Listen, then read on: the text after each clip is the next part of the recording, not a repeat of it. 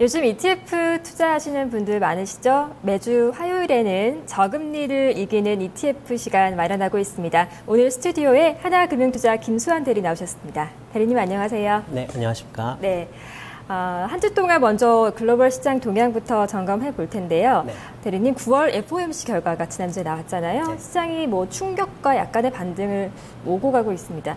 미국 금리 인상이 이런 ETF 시장에도 좀 부담 요인이었을까요? 일단은 이렇게 해외 선물 시장도 마찬가지고 ETF 시장도 마찬가지고 국내 증시나 해외 증시도 마찬가지겠지만 FOMC라고 하는 그 미국의 연준의 정책 방향이 굉장히 그 흐름들을 크게 제어할 수 있습니다. 그래서 이렇게 해외 선물이나 ETF 같은 경우에는 매수나 매도 같은 양방향으로 수익이 날 수 있는 구조이기 때문에 뭔가 악재가 터져서 하락으로 방향이 크게 하락을 하던가 아니면 좋은 호재가 발생이 돼서 위로 크게 상승을 하던가 이런 식으로 뭔가 방향성을 만들어주는 이벤트가 좀 나왔어야 되는데 이것도 아니고 저것도 아니고 9월에도 인상을 하기가 좀 어렵고 그렇다고 해서 10월이나 12월도 가능성은 높지만 확실하지 않다. 네. 이렇게 애매한 식으로 발언을 하니까 시장이 정확하게 방향을 못 잡고 이렇게 횡보하거나 이렇게 이런 부분들이 좀 발생이 되니까 약간 투자하기가 굉장히 좀 애매한 시점이 된 것 같습니다. 네, ETF 시장에도 여러 가지 좀 부담 요인이 많았던 지난 한 주가 아니었나 하는 생각이 듭니다. 중국 시장 얘기도 또 빼놓을 수가 없는데 여러 가지 이런 불안감에 대해서는 앞으로 어떻게 좀 봐야 될까요? 일단은 중국 시장 말씀드리기 전에 이제 중국 시장과 워낙 밀접하게 관련되어 있는 게 이제 또 미국 S&P 시장이기 때문에요. 네. S&P 시장을 먼저 좀 말씀을 드리자면 S&P가 지난주 목요일 날이죠. 연준의 그 금리 동결 발표가 일어난 다음에 큰 폭으로 상승을 하다가 이제 옐런 의장이 다시 기자회견을 한 후에 다시 조금 크게 좀 하락을 했습니다. 그냥 흐름 자체로만 좀 봤을 때는 일단은 금리 동결을 함으로써 아직은 시장에 공급된 풍부한 유동성이 조금 더 시장을 지지하고 끌어올릴 수 있다라는 그런 긍정적으로 작용했던 부분들이 있겠지만 옐런 의장이 이렇게 발언을 하면서부터는 아무래도 지금 시장 불확실성, 도대체 연준은 금리 인상을 언제 단행하는 것인가에 대한 불확실성이 다시 좀 짙게 들이오면서 이런 부분들이 이제 S&P 시장이 다시 좀 하락하게 된 그런 배경이 좀 됐던 것 같고요. 마찬가지로 이렇게 S&P 시장이 방향성을 못 잡고 횡보하고 이런 식으로 흐름을 보이다 보니까 중국 시장도 여기에 좀 많이 영향을 받고 있습니다. 어차피 S&P 미국 같은 경우에는 세계 1위 경제 대국이고 그다음에 중국 같은 경우에는 세계 2위 경제 대국이기 때문에 각국의 증시들이 서로 굉장히 큰 연관성을 갖고 서로 상호 보완적이기도 하고 서로 이익이 되기도 하고 손해가 되기도 하고 서로 이렇게 굉장히 조금 연관되어서 많이 움직이긴 하는데요. 네. 중국 같은 시장이 또 최근에 또 굉장히 조금 버블화 우려, 그다음에 경기가 계속 악화되고 있다라는 그런 우려들과 실제로도 지표들도 계속 그런 식으로 나오고 있었고요. 그런 부분들 때문에 중국 지수가 계속해서 좀 하락했던 부분들이 있었고 여기서 추가적으로 그나마 중국엔 조금 다행으로 조금 볼 수 있었던 점은 9월에 만약에 금리 인상을 했다라고 하면 지금도 외국계 그 투기 자본이라고 하잖아요. 그 후광통 때문에 굉장히 뜨거운 열기로 이렇게 증시가 크게 상승을 했었는데 그렇게 투자됐던 많은 외국계 투기 자본들이 금리 인상을 통해서 미국의 이제 달러 강세가 일어나게 되면 중국에 투자했던 그런 자본들이 다시 미국이나 아니면 선진국으로 다시 네. 이탈될 수 있기 때문에 그런 현상이 발생됐을 경우에는 지금도 계속 하락하고 되게 그 안정화하기 굉장히 힘든 구간에 있는데도 이제 금리 인상까지 겹치게 되면 더 추가적으로 하락할 수 있었는데 일단 중국 입장에서는 9월에 금리 인상을 안 한 것이 오히려 좀 더 다행으로 좀 판단할 수 있을 것 같습니다. 네, 글로벌 시장 상황도 조금 불안정한 모습이었지만 상품 시장도 만만치가 않았습니다. 원유 가격 같은 경우는 하루 사이 4% 안팎으로 오르다가 내리다가를 반복하기도 했고요. 한 주 동안 상품 시장 흐름은 어땠나요? 네, 주요한 상품들 간략하게 좀 짚어드리면요. 일단은 그 크루드 오일이라고 하는 이제 해외 선물 그 기초 자산으로 하고 WTI를 기초 자산으로 하는 이 해외 선물 상품에 대해서 먼저 좀 말씀을 드리면 이 상품은 일단은 개인 고객들이 가장 거래를 많이 하시는 상품이고 개인들도 가장 많이 알고 있는 상품이고 관심도 되게 많은 상품입니다. 네. 그래서 아시겠지만은 작년도까지만 해도 배럴당이라고 하는 그 원유의 오일통 하나, 그 배럴 드럼통이라고 하죠. 그거 하나에 이제 100불이 넘을 때도 있었는데 지금은 배럴당 한 45불 선까지 하락을 했고 얼마 전까지만 해도 배럴당 37불, 36불까지 좀 하락을 했었는데요. 이렇게 원유 가격이 엄청나게 가격이 고공행진을 하다가 다시 이 가격까지 하락한 데에는 많은 요인들이 있었겠지만 가장 큰 요인으로는 일단은 오펙의 정책이 굉장히 좀 크게 작용했던 부분들이 하나가 있습니다. 오펙이라고 하면은 중동의 주요 산유국들이 이제 단체를 만들어서 이제 세계의 원유 가격에 큰 영향력을 행사하는 단체인데요. 그 오펙에서 이렇게 저유가 정책을 좀 지속을 하면서 시장에 원유가 지금도 굉장히 좀 넘쳐나고 있는데 넘쳐남에도 불구하고 원유 생산량을 계속 지속하거나 좀 더 끌어올려서 시장에 원유 공급을 좀 과잉시키면서 원유 가격을 계속 지속적으로 하락하게끔 그렇게 좀 시장을 만들고 있습니다. 네. 이렇게 기본적으로 생각을 해서 내가 지금 원유를 파는 사람 입장이라고 하면 원유 가격이 당연히 높은 게 좋은데 왜 이렇게 인위적으로 하락세를 만드는가라고 이렇게 의문이 들 수도 있는데요. 네. 가장 큰 이유가 미국의 이제 셰일 오일이라고 하는 그 모래층에서 기름을 추출할 수 있는 기술이 예전부터 있었는데 생산 단가가 안 맞아서 지금까지는 그 추출할 수 있는 양이 좀 많이 적었습니다. 근데 그런 기술들이 계속 발전을 하고 그다음에 이렇게 시간이 좀 지남에 따라서 좀 더 좀 고도화되면서 지금은 거의 중동에서 지금 채취하는 그런 원유 가격과 경쟁할 수 있을 정도의 단가가 지금 맞춰진 거예요. 그래서 그쪽에 대한 투자들이 계속 이루어지고 미국의 셰일오일 산업이 지속적으로 좀 발전을 하니까 지금 이 상태로 고유가 정책을 계속 지속하면은 미국의 그 신규 투자도 계속 그 셰일오일 산업에 일어나게 될 것이고 그러면 더 낮은 단가에 더 고품질의 셰일오일들이 쏟아져 나오면 오펙이 지금까지 국제 시장을 장악했던 원유 시장에서 입지가 흔들릴 수 있잖아요. 그렇죠. 이런 부분들을 좀 강하게 견제하기 위해서 지금 저유가 정책을 지속적으로 조금 유지하고 있는 거고 실제로도 이렇게 저유가 정책을 지속적으로 유지하니까 미국에서는 이제 계속 그 셰일 오일이라고 하는 시추공수 그러니까 시추를 할 수 있는 그 시추공수를 기준으로 셰일 오일 산업이 얼마나 지금 활성화되고 있나 아니면 침체되고 있나를 조금 가늠할 수 있는데 그런 셰일 오일 시추공수가 지속적으로 좀 감소하고 있고 그다음에 관련된 업체들이 계속 이렇게 부채가 조금 더 늘어나고 있고 이런 부분들이 좀 발생되고 있어서 원유를 좀 투자하시는 분들은 지금 오펙에 대한 정책이나 그다음 셰일 오일에 대한 향후 산업 흐름 이런 부분들도 보셔야 되겠고 마지막으로 FOMC 같은 경우에도 FOMC 달러의 강약세가 원유 가격이 그냥 상승 하락에 그냥 그런 거에 미치지 않고 가만히 있었을 경우에 달러로 표시되는 상품이기 때문에 달러가 그냥 강세가 되면 특별하게 이슈가 없어도 하락 압력을 받을 수 있고 반대로 달러가 약세가 되면 특별한 이슈가 없어도 상승 압력을 받을 수 있는 그런 추세가 있기 때문에 그런 부분들 전반적으로 조금 해보시면서 좀 매매를 하셔야 될 것 같습니다. 네. 다음으로 또 말씀을 드리면 지난주에 최근에 이렇게 크게 좀 관심을 못 받다가 지난주에 이제 칠레에서 좀 강진이 일어나면서 이제 구리 선물에 대한 좀 관심이 갑자기 좀 크게 좀 늘어났었는데요.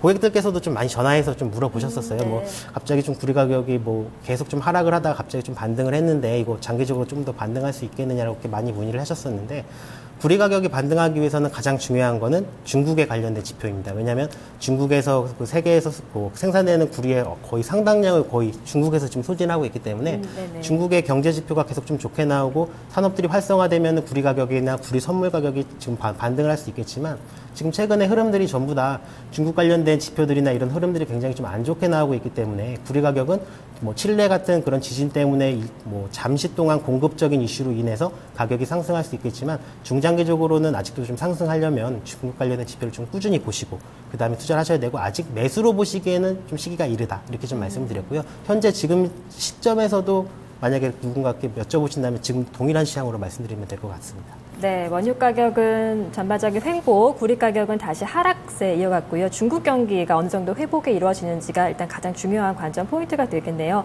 달러는 약세 흐름이었죠. 달러 같은 경우에도 지금 일단은 연준에서 당장은 금리 인상을 하지 않았다고 하는 것 자체가 달러에는 조금 더 이제 약세 현상을 좀 일으킬 수 있는 그런 지표였고요. 추가적으로 조금 더 약세가 더 지속되거나 아니면 좀 강세로 좀 변경이 되고 흐름이 변경되거나 이렇게 뭔가 조금 명확하게 추세가 좀 나타나려면 뭔가 정확한 단서나 FOMC에서 뭔가 그런 단서나 이런 지표들이 좀 긍정적으로 나오거나 이런 부분들이 좀 있어야 되는데 이런 게 다 조금 더 계속 혼재되면서 달러가 오늘은 약세였다가 내일은 또 강세가 됐다가 이렇게 등락을 계속 거듭할 것 같기 때문에 이런 거에 조금 주의를 해서 매매를 좀 하셔야 될 것 같습니다. 네, 알겠습니다. 전체적인 글로벌 시장 상황 그리고 또 상품 동향 함께 살펴봤습니다. 본격적으로 ETF 얘기를 해볼 텐데 이번 주에는 여러 가지 시장 상황에 맞는 또 유망한 ETF 어떤 게 있을까요? 네, 일단은 제가 ETF 두 가지를 좀 가지고 나왔는데요. 첫 번째가 크루드 오일이라고 말씀드렸던 WTI 원유에 대해서 투자할 수 있는 ETF고요. 두 번째는 이제 천연가스라는 에너지 선물 관련된 지표와 연동해서 투자할 수 있는 ETF입니다. 먼저 원유에 투자되는 ETF도 먼저 말씀을 드리면 그 상품명은 USO라고 하는 상품입니다. 이 상품은 어떤 상품이냐고 하면 원유 관련해서는 이제 레버리지가 총 3가지 레버리지가 있습니다. 상승 방향도 3가지, 하락 방향도 3가지인데 레버리지가 1배, 2배, 3배로 이렇게 나눠집니다. 그래서 레버리지가 높을수록 그 기초 대상 상품에 선물이 섞이는 비율이 높기 때문에 중장기적으로 투자하시기에는 굉장히 조금 어려우신 상품이고요. 단기적으로 투자하시기에는 2-3배를 이용하시고 중장기적으로 투자하시기에는 1배짜리를 이용하시는 게 굉장히 조금 유익할 수 있습니다. 따라서 지금 당장 원유 가격이 굉장히 조금 급등락을 하면서 방향성을 좀 잡기 어려운 구간이지만 현재 산업 자체가 굉장히 원유 같은 경우에는 뗄래야 뗄 수 없는 구조이기 때문에 중장기적으로는 다시 원유는 상승한다고 보고, 그럴 경우에는 지금 현재 가격이 굉장히 저가격이고 매력적인 가격이기 때문에 USO라는 종목을 그 레버리지 1배짜리 상승 방향 ETF에 지금부터 분할 매수하시는 게 굉장히 좀 유익할 것 같습니다. 네, 구체적으로 이제 원유가 WTI 원유 가격 상승에 추종하는 펀드를 이제 소개를 해주셨는데, 어떤 점에서 좀 유망하다고 계속적으로 좀 볼 수 있을지 조금 더 자세하게 볼까요? 네, 일단 차트 한번 보실까요? 차트에서 보면 뭐 초반에도 말씀을 드렸지만 뭐 작년도만 하더라도 유가가 뭐 배럴당 100불이 넘었었습니다. 100불이 넘었다가 지금 현재는 뭐 거의 지금 뭐 40불을 뭐 이탈하기도 하고 굉장히 조금 저가 가격에 굉장히 내려와 있습니다. 하지만 아까도 말씀드렸지만 원유 같은 경우에는 뭐 저희 뭐 그 공장도 그렇고 차도 그렇고 뭐 지금 뭐 하이브리드가 좀 나오고 있긴 하지만 당장 산업이 원유를 뗄래야 뗄 수 없는 그런 산업 구조를 가지고 있기 때문에 원유 가격은 다시 오를 수밖에 없다고 보는 거고요. 따라서 단기적으로 투자하기에는 현재 상승 방향으로 보기에는 약간은 어려움이 있지만, 그렇다고 중장기적으로 보시기에는 또 여기서 또 추가적으로 하락으로 투자를 보시기엔 또 어려운 부분이 또 있어서, 현재 시점이 뭐 배럴당 46불, 뭐지 좀 반등을 해서 46불 선인데, 네. 뭐 45불 조금 아래로 좀 하락했을 때마다 조금씩 분할로 매수하시게 되면, 뭐 1년이나 뭐 1년 반 뒤에도 유가가 지금 뭐 45불, 44불일까요? 저는 그렇게 생각하지 않거든요. 충분히 네. 반등할 수 있기 때문에, 현 시점에서 한 배짜리 유가를 매수하는 건 굉장히 좀 좋은 것 같습니다. 네, 그럼 투자 전략적으로 봤을 때는 지금 말씀해 주신 대로 WTI 가격 기준으로 배럴당 45달러 이하부터 조금씩 분할 매수하는 전략 말고 조금 더 구체적으로 참고할 만한 게 있을까요? 전략적으로요? 전략적으로는 사실은 그 ETF라는 것 자체가 WTI 그러니까 크루드 오일이라는 이 상품에 대해서 이제 추종해서 흐름을 나타나는 거기 때문에 네. 뭐 관련된 지표들은 뭐 굉장히 좀 많이 있습니다. 그래서 하지만 큰 뭐 방향성을 결정할 수 있는 부분들은 아까도 말씀드렸다시피 오펙의 정책 방향이나 아니면 FOMC에서 금리 인상을 언제 할 것인가, 한다면 빨리 할 것인가, 아니면 오히려 좀 늦게 할 것인가, 이런 정책 부분들까지 좀 고려를 해서 아무래도 조금 상승 방향 쪽으로 지금 이제 제가 소개를 해드렸기 때문에 상승에 조금 유리할 만한 그런 재료들, FOMC에서 금리 인상을 당장 안 하고 내년에도 뭐 상반기가 안 하고 뭐 중하반기 쪽으로 보고 있다라는 그런 지표들이 나온다던가, 아니면 오펙에서 더 이상 증산을 하지 않고 이제 좀 감산을 조금 고려해 보겠다라는 이슈들이나 지표들이 구체적으로 나올 때부터 매수하시면 좀 더 안정적으로 좋은 수익을 기대해 보실 수 있을 것 같습니다. 네, 알겠습니다. 원유의 방향성이 워낙 좀 혼조세를 나타내고 있기 때문에 그나마 조금 안정적으로 볼 수 있는 중장기적 투자에 적합한 ETF로 USO 먼저 살펴봤습니다. 원유 관련 ETF였고요. 다음으로 좀 살펴볼 만한 ETF는요? 다음으로 이제 말씀드릴 ETF는 이제 UGAZ라고 하는 이제 내추럴 가스에 투자되는 상품인데요. 네. 이 내추럴 가스 같은 경우가 좀 굉장히 재밌는 게 겨울마다 좀 굉장히 큰 반등을, 그러니까 큰 상승폭을 기록하는 그런 좀 특징을 좀 가지고 있습니다. 뭐 매년 겨울이라고 말씀드리기 좀 어렵지만 네. 상당히 조금 높은 확률로 겨울철마다 수요가 좀 급증하는 흐름을 좀 많이 보이는데요. 그런 특별한 이유가 있습니다. 왜냐하면 미국에서는 이제 난방에 사용되는 그런 난방 연료들이 있는데 그 중에 한 50%에서 60%가 이제 내추럴 가스, 천연가스를 이제 난방 연료로 사용을 하고 있습니다. 네. 그 외적으로 뭐 전기나 아니면 석유나 석탄이나 나무나 이제 이런 것들이 이제 추가될 수 있을 텐데, 따라서 미국의 겨울 날씨가 추우면 추울수록 그 내추럴 가스에 대한 수요가 굉장히 큰 폭으로 늘어날 수가 있다는 부분이죠. 그렇기 때문에 지금 현재 단계가 굉장히 내추럴 가스 경우에도 굉장히 좀 많이 하락한 단계입니다. 왜냐하면 여름 구간 동안은 특별하게 난방에 소요되는 그런 내추럴 가스의 양이 없었기 때문에 공급의 과잉이 좀 일어난 상태고, 그래서 현 단계가 조금 내추럴 가스 같은 경우에는 굉장히 좀 바닥권으로 지금 추세가 좀 나오고 있는데요. 여기서 좀 더 추가 추세 하락을 하면 더 좋겠고요. 매수자 기준으로서는. 그래서 뭐 올 겨울이 만약에 뭐 일단은 지금 현 시점에 올 미국 겨울 날씨가 정말 엄청나게 추울지 아니면 온화할지는 사실 예측하는데 기술적으로 한계가 있지만 네. 뭐 가장 최근에 나온 날씨 예보를 보면 올 겨울이 뭐 그렇게 온화하진 않을 것이다. 그리고 눈도 굉장히 좀 많이 올 것이다. 뭐 이런 예보들이 슬슬 나오고 있기 때문에 지금부터라도 조금 관심을 가지시고 약간 더 하락을 하거나 아니면 그 미국의 겨울 날씨가 좀 더 추울 수 있을 것이라는 그런 지표들이 나올 때마다 조금 더 매수를 하시면 좋을 것 같고요. 제가 갖고 나온 이 UGAZ라는 상품은 아까 말씀드렸던 레버리지 1배나 2배, 3배짜리 중에서 3배짜리로 굉장히 고레버리지입니다. 그래서 이 상품 같은 경우에는 최대한 끌고 가셔도 한 3달 정도, 이 정도까지만 끌고 가실 수 있는 상품이고, 그 이상으로 끌고 가게 되면 롤오버 비용이나 아니면은 그 운용 비용에 대한 그런 편차가 조금 발생이 돼서 손실이 조금 날 수 있기 때문에 단기적으로 투자하기엔 굉장히 좋고요. 뭐 이런 3배짜리 상품이 적절한 시점에 잘만 투자가 되면 뭐 한 달 사이에 뭐 4-5배 이상 수익이 나는 그런 경우도 좀 굉장히 좀 많기 때문에 굉장히 투자 시점을 고려해서 들어가시면 좋을 것 같고, 지금 들어가시기가 만약에 3배짜리가 조금 애매하다라고 하시면은 조금 더 낮은 레버리지를 좀 보셔도 될 것 같고요. 네. 하지만 지금 시점부 벌써 이제 가을로 넘어가는 시즌이기 때문에 지금 시즌부터 3배짜리 들어가시는 것도 충분히 조금 좋을 것 같습니다. 네, 원유에 이어서 이번엔 천연가스에 투자하는 ETF를 살펴봤습니다. 이 ETF 같은 경우도 저희가 좀 참고해볼 만한 차트가 혹시 있나요? 네, 뭐 차트 보시면 제가 준비한 차트가 있는데요. 그 내추럴가스 관련된 이제 차트입니다. 내추럴가스 보시면은 2014년도나 이제 2015년 겨울 이렇게 좀 크게 가장 가까운 연도 기준으로 좀 보시게 되면 2014년도 같은 경우에는 지금 현재 가격이 2.566달러 정도 되는데요. 2014년으로 넘어가는 겨울에는 이게 지금 기초대 그 단위가 6달러 중반을 넘었었습니다. 그러면 벌써 네. 3배 이상의 지금 차이가 나고 있는 거잖아요. 겨울철에 수요가 굉장히 급증했고 또 2014년도에 미국이 이례적으로 굉장히 강추위가 찾아왔었습니다. 그러면서 그 천연가스에 대한 수요 욕구가 굉장히 커지면서 가격이 엄청나게 폭등을 했던 건데요. 이렇게 겨울이 들어가는 시점, 지금 차트를 보시면은 이게 지금 한 10월이나 11월부터 이제 매수 크게 좀 반등을 하면서 조금 나오는 그런 차트가 좀 나왔기 때문에 이런 식으로 좀 차트를 참고해서 보시면 굉장히 좀 좋으실 것 같습니다. 네, 알겠습니다.